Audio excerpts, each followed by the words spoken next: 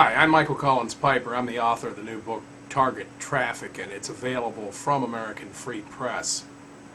You can check out American Free Press on the internet at americanfreepress.net. The book, as the title would tell you, is about Congressman Jim Traficant, who served in Congress up until 2002, at which time he was driven out of office following a concerted and very corrupt campaign by the Justice Department and the FBI to set him up and take him down on trumped-up corruption charges. Now, a lot of people heard the headlines about Traficant, racketeering, tax evasion, bribery. I'm here to tell you, none of it is true. Traficant was framed. It was an absolute frame-up from the very beginning, and this book demonstrates it. He is serving, in my estimation, what appears to be the longest criminal sentence ever served by a member of the United States Congress. And the irony of that is that he was convicted, as I say, on charges that were based on an entire concoction by the FBI and the Justice Department. You know, Jim Traficant refuses to accept the pardon or apply for clemency, a reduction in his prison sentence, because to do either would require that he would be forced to admit to his crimes and apologize for them. Well, he says, I didn't commit any crimes, so I'm not going to admit to them, and I'm not going to apologize for them. He's a gutsy guy.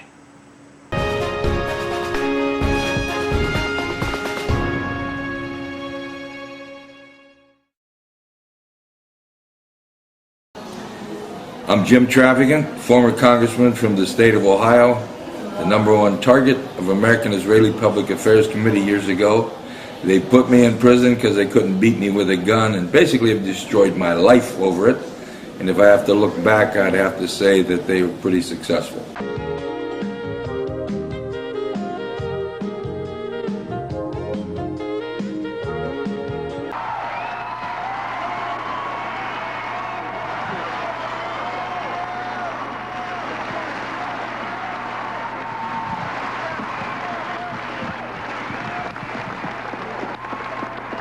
Let me give you just a glimpse of what your congressman said from the well of the House in the middle of the night, late Thursday night, on the president's budget package. He was ready to shut the country down. Am I lying to you? Watch this. Shut it down. We're better off with a short-term shutdown of this government than putting into practice and law a budget that threatens our national security and the freedom of our people. Ladies and gentlemen, here he is, your Congressman James Traficant. Now, you've got to raise taxes, Congressman. Even my president acknowledges that. You don't? Well, I think you raise taxes as a last resort. We spend $150 billion to protect NATO countries. Japan and Germany are doing quite well. I think it's time we send them a bill and cut half of that.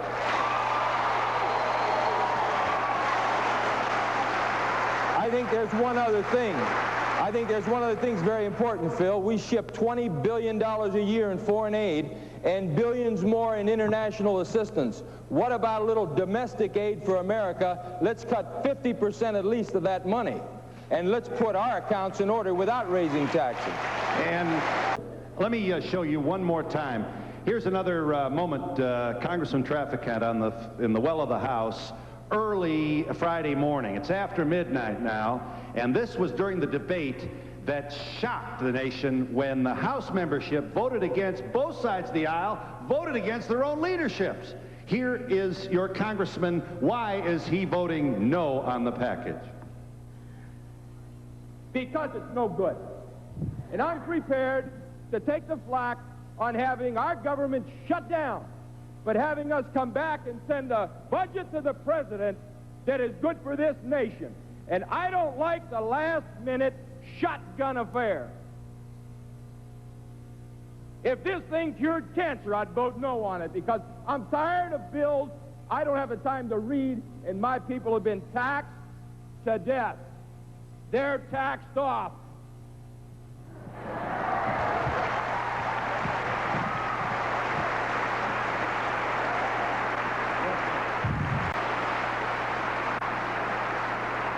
Here's what you said about that from the floor of the House of Representatives on Thursday night. Here's the congressman from Youngstown. There are 200,000 troops over in the Persian Gulf. 165,000 of them are Americans. This is a world problem. Let the world pay for it. Our kids keep coming back in body bags, and our taxpayers keep financing it. Let the United Nations work. 165,000 Americans is ridiculous. Let's get more people from other countries over there. And I say shut it down. It's better than crippling this nation's freedom with a bad bill. Now talking about a defense, I'm more concerned about people jumping the fence coming into America, a stupid Congress giving them citizenship, and we're going bankrupt. I'd like to see us take our troops from overseas. Hear me. Take our troops from overseas, cut down on all that expense over there. Those are nothing but welfare programs for those overseas countries. Our soldiers are paying their checks. They're cashing their checks, spending their money over there. Bring them back. Put them on our borders. Keep the drugs out. Keep people from coming in here illegally. Take care of our country. That's common sense. Phil, let me respond. Mr. Let me respond one Congressman, time. in all due respect to you, you told me when you first ran for office that you controlled the minds of the non-thinkers in this community. Why can't you go to Washington and control the idiot minds of the pseudo-thinkers in the nation's capital? Congressman, you're on. Number one, the second fella has... Number one, the second fella has just brought up a point that is ludicrous. He happens to be a member of a Jewish descent. The Jews are very upset with what I've done, and he's trying to take it out, and I'm not going to back down to any powerful group. Why would you make it a Jewish issue? I'm not making a Jewish issue. He happens to be of Jewish descent. Because of my involvement in a couple cases, I have been targeted by the World Jewish Congress. I've just come to learn through the grapevine. I'm not sure that the American-Israeli Public Affairs Committee has targeted me. And usually when they do, they beat a congressman. But let me say this. You have not then been supportive in your voting record for Israel. Is that your point? Let me say this, and this is very important to me. I've been called an anti-Semite. The next person in New York calls me an anti-Semite, I'm going to drive up there and punch him in the mouth. Number one. Number two, let me say one other thing. I have looked into a couple cases. And I'm not going to apologize for it. And I am going to say something here today that's very unusual. I think the American-Israeli Public Affairs Committee has too much control, like many other lobbies, on our Congress in the government.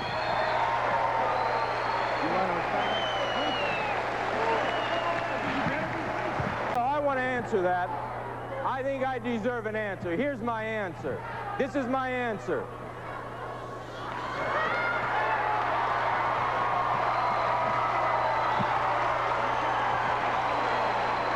Congressman Traficant, I think what you have done for this state, some of those people, like, they don't appreciate what you have done. It's to me you've stepped on maybe some of his friends' toes and he don't like it. Someone else should have gotten that seat this morning. I support you, and I hope I see you in the White House. About time we got somebody in there working for us. Congressman Traficant, I just want to say you're doing a beautiful job, and I'm praying for you daily, and God bless you, and just keep up the good works, and I love the Phil Dunning. I appreciate that. I appreciate that very much. Yeah, we go back together along where you're doing a terrific job. To know you is to love you. I appreciate it. You think John Domeniuk was railroaded, don't you? The Ford auto plant worker from Cleveland who was uncovered and evidence was presented at trial showing him to be a worker in a Nazi death camp and a contributor to the death of uncounted numbers of Jews and others victimized by the Third Reich. You think he got a bad job. John Domeniuk, did he get a railroad? Was he railroaded? I don't know if he did, but when his family came to me and they said they broke no laws, and they went to 535 offices in the Capitol and no one would talk to them, I thought it was strange. I looked at their case and I found out that Otto Horn, a former Nazi guard, was lying in Cleveland, and I presented it to the courts. The Israeli Supreme Court last month showed quality. They accepted those two documents as official evidence, and that trial now is still on hold. We want to know who Ivan the Terrible really is. If it's John Demjanjuk, put him to death. But if it's not, let's find out who Ivan really is.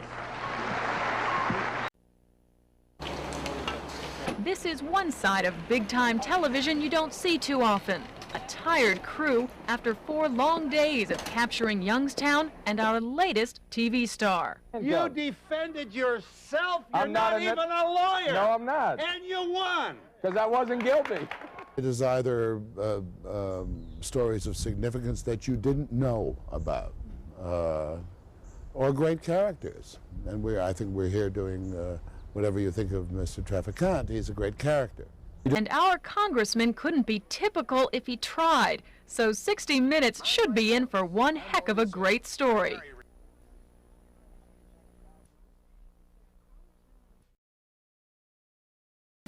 Mr. Speaker, the Medicare Trust Fund had its first deficit in history, and the reason given was payroll taxes were less than expected. Now, how could this be if there have been 8 million new jobs? Could it be that maybe these jobs are very suspect? Check this out. Screw supervisor, nut former, ball sorter, needle straightener, bucket chucker, slitter, creaser, slaughter operator. Don't laugh. These are all jobs listed by the Department of Labor, and if that's not high-tech enough for you, how about sucker machine operator? How about carcass splitter? Just imagine if we create more sucker machine operators and carcass splitters, we'll even balance the budget. Now look, if anybody asks my opinion, I'd have to say beam me up, and I think these screw supervisors all work for the Internal Revenue Service. Happy taxes. Something doesn't add up. Congress continues to spend more money on crime and cops, more money on jails and prison, pumps money into schools wherever possible, but you can still find drugs in our schools, guns and violence in our schools. There's even condoms in our schools. God forbid rape, even cases of murder in our schools. About the only thing you can't find in our school today is prayer. Even though In God We Trust is written over all our buildings and on all our currency, about the only time you can hear God's name in school is when God's name is taken in vain. Shame, Congress. Shame. A nation and a Congress that will keep God out just may have invited the devil. Think about that one. What's happened to us, Congress? The 2 members who violated a 17-year-old page boy and a 17-year-old page girl, which is rape in every state, were not expelled.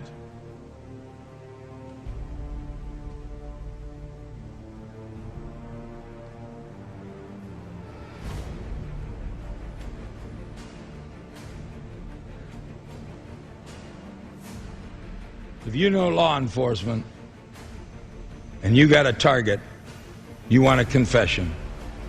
And when you can't get that confession, you want an admission. And I am telling you this right now. They have more tapes on me than NBC. I did nothing wrong. That's why you go ahead and expel me. And I believe this judge is so afraid of what's resonating throughout America, who believe that they should not have to fear their government, and the Congress is their last hope to take it back.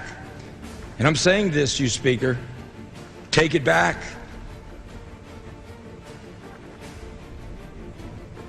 No American should fear their government, and this guy doesn't. I'm ready to go. You expel me. But you know what you'll have done?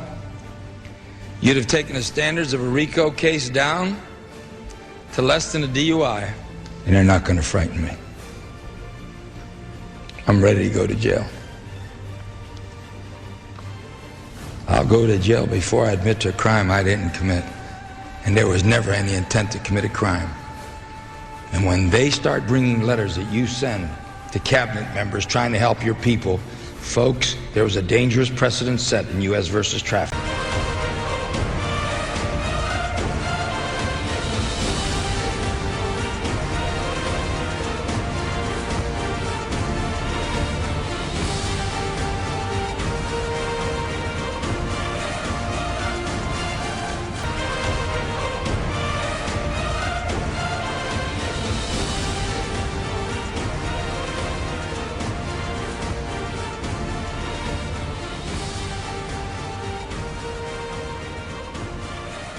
I think it's time to tell the FBI and the IRS that this is our country and we're tired of the pressure, tired of the political targeting, tired of a powerful central government that is crippling America. There's a man once again fighting for his life, this time in Germany.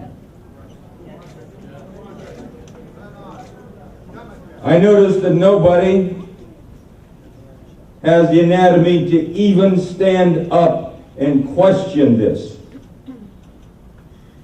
I plan to get right back in it. And the powerful enemies that I have, I'll just say this to you. They had to cheat to convict me.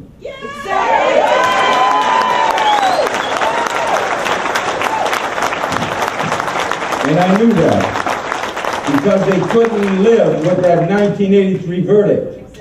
And you see, if more Americans started to stand up, America would change.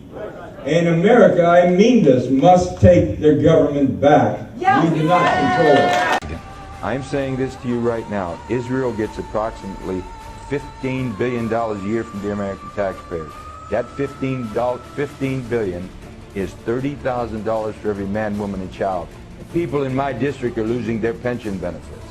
So I was targeted big time. By the Israelis. Israel has a powerful stranglehold on the American government. They control both members of the House and the Senate. They have us involved in wars of which we have little or no interest. Our children are coming back in body bags. Our nation is bankrupt over these wars. And if you open your mouth, you get targeted. And if they don't beat you at the poll, they'll put you in prison. It's an objective assessment that no one will have the courage to speak about. They're controlling much of our foreign policy. They're influencing much of our domestic policy. Wolfowitz, as Undersecretary of Defense, manipulated President Bush #2 back into Iraq. They pushed definitely to try and get Bush before he left to move into Iran. We're conducting an expansionist policy of Israel, and everybody's afraid to say it. They control much of the media, they control much of the commerce of the country, and they control powerfully both bodies of the Congress. They own the Congress. Are you an anti-Semite? No, I'm not. That's exactly what they're going to say, and I expect that.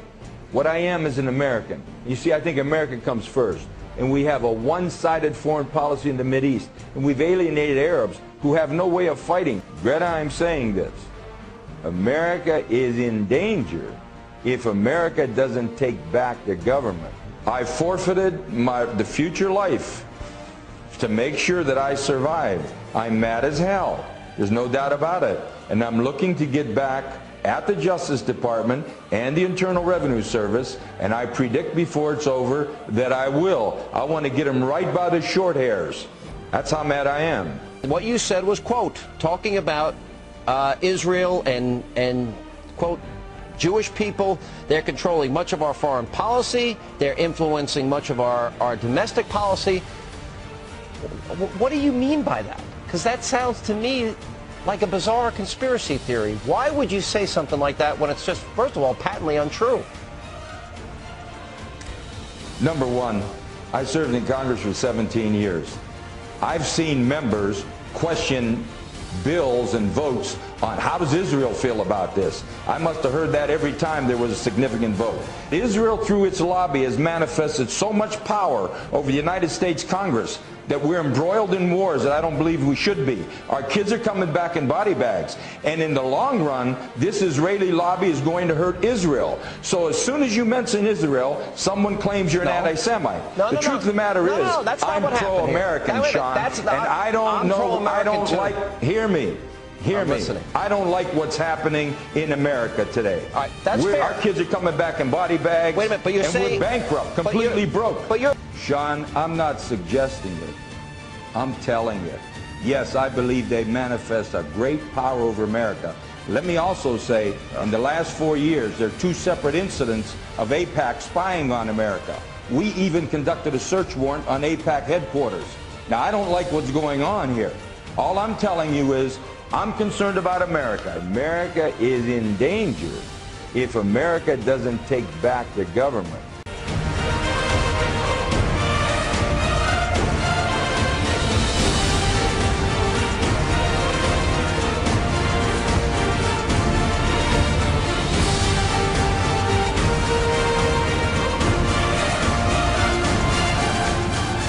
Are you saying that members of Congress are basically prostitutes? That they're basically scared to death of the interest groups, scared to death of the people that buy their campaigns? Chris, what are you actually saying about the system? Chris, years ago on the House floor, on a foreign aid debate, I called the members of the House of Representatives a bunch of political prostitutes. They demanded my words be stricken. They jumped up like 100 wounded TV evangelists. So finally I said, okay, I apologize to all those people who were offended, and to those who were not offended, I commended them. But when I went outside, there's this little stringer group, and they said, tell us what you really feel, Jim. And here's what I said, Chris. I said, I want to apologize to all the hookers in America for having associated them with the United States House of Representatives. Yeah, I think it's a big whorehouse, and I think they better start taking care of America and forget about the Mideast and start worrying about the Midwest. Forget about the borders overseas. Start working on our borders. Take a look at the trade deficit and throw out this tax code. It's killing America. My God, what have we come to? In closing, I make 1-minute speeches. When federal judges remove God from the Pledge of Allegiance, federal judges welcome Satan. We have an aristocratic judiciary who's only concerned about it being investigated by the FBI and the IRS. They cater to them, they're scared to death of them, and you better put that in order. I broke no laws. You expel me, I will go down in history as an expelled member, but you know what? I have a very clear conscience. I'm proud to be an American. I hate the government and love America. And the part of the government I hate is what I told you earlier. That executive branch that scares the American people. And let me close by saying no American should be afraid of our government. It is our government, and you should help take it back. I think the Republicans can do that. I think the Democrats want to do that. And I think they're going to take back the House. And somebody better sure as hell do that. Because the American people are beginning to distrust, not just fear. And from fear and distrust comes hate. And God Almighty, where are we going to end up? James A. Traficant was well known for being the little guy who was able to stand up against big government. He was known as a blue-collar guy who was never afraid to be himself and to speak honestly from the heart. As a sheriff, he spent 3 nights in jail after refusing to foreclose on people's homes after they were laid off from the city's dying steel industry. Ed O'Neill was even making a documentary about him and is still currently finalizing it. In 1980, he was charged with taking bribes from the mafia, but representing himself, he was successfully able to convince the jury he was doing a one-man sting operation and was found not guilty. He then went on to become a congressman. Even as a Democrat, he slammed Bill Clinton many times and even told Janet Reno that she should be the governor of Beijing. In 2001, he was charged and convicted for bribery, not paying taxes, and corruption charges. He was expelled from the U.S. House of Representatives. James Traficant was sent to real federal maximum security jail, and he faced the full sentence that he was served. The latest thing that James was working on was called Project Freedom. It was a plan, a bill, kind of a proposal to get rid of the IRS and the U.S. Federal Reserve System. Now with me, I'm just going to close with this. Here's what came out at my trial. 6-year investigation of me. $15 million to the taxpayers. Over 260 agents involved. And they said they made no tape recordings of me at all. They had no physical evidence. They had 7 people going to prison. 4 of them have since already admitted they lied. You're looking at the only man I was put in prison without a bit of evidence. They had to get rid of me. because I sure as hell was dangerous. I had a knack for telling the damn truth like a dummy. So, you're not looking at a very bright politician. If I was a bright politician, when my staff said don't talk to his family, I'd have let them go. But you see, I believe that everybody should have an opportunity to address their government. And what the hell kind of government is it when we just abandon people? When you allow the violation of one citizen's rights, you endanger the rights of all Americans. Former Ohio Congressman James Traficant has died. The colorful and controversial Democrat spent nearly 2 decades in Congress. He was expelled after being convicted of taking bribes. Traficant was known for his rants on the House floor. He often ended them by saying, "Beam me up," a reference to the TV show Star Trek. Traficant passed away from injuries he received in a tractor accident Tuesday near Youngstown. He was 73 years old. I want to know what's next for you, Mr. Traficant, because I don't know. Even when you were in jail, you were running for Congress, I which is be amazing. careful. I got to be careful. It's like a lot of friends say, they've already destroyed you, they've taken away your name. Be careful you don't get too much in the public eye again, because they'll kill you.